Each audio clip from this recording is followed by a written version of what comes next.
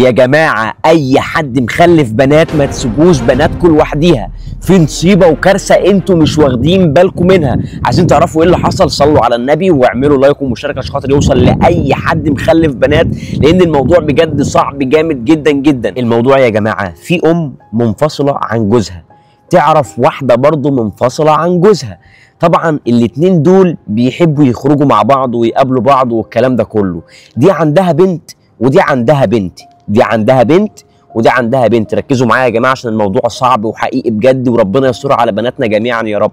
فالمهم الاتنين المنفصلين بيحبوا يخرجوا مع بعض بس لوحديهم بدون اولاد، بس لوحديهم بدون اولاد. طبعا دي عندها بنت ودي عندها بنت، دي هتسيب بنتها فين ودي هتسيب بنتها فين؟ فبيعملوا ايه الحلوين؟ بيسيبوا البنات يقعدوا مع بعضيهم في اي شقه من الشقتين، سواء شقه دي او شقه دي. طبعا دي منفصله ودي منفصله. في بنت فيهم كانت بتشوف امها في حاجات غير لائقه، يعني مفيش داعي للكلام، اكيد انتوا فاهمين انا اقصد ايه. فطبعا شافت حاجات على الموبايل بتاعها وشافت حاجات على الواتساب وفي الصور وشافت على الحقيقه. فهنا البنتين لما بيقعدوا مع بعض، لما قعدوا مع بعض زي ما انتم شايفين دلوقتي، فطبعا يا جماعه العلامه دي طبعا علامه ناس متجوزه وبتاع. فايه اللي يخلي البنت دي تعمل في البنت دي كده الا واذا شافت حاجه بعينها الاتنين دي؟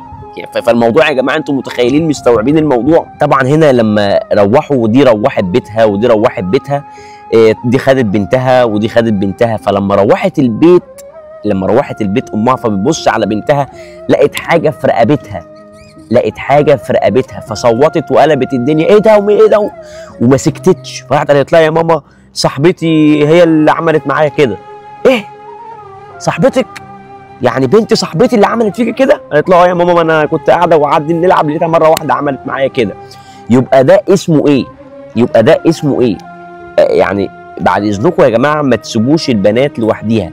اي حد مخلف بنات بعد اذنكم ما تسيبوش بناتكم لوحديها يقعدوا مع بنات تانية لوحديهم. الموضوع بجد صعب، فبالله عليكم اعملوا لايك ومشاركه عشان خاطر يوصل لكل حد مخلف بنات. ما تسيبش بنتك تقعد مع صاحبتها، مفيش بنت تبات بره البيت، مفيش بنت تقول انا طالعه اقعد مع صاحبتي شويه ونازله، مفيش الكلام ده.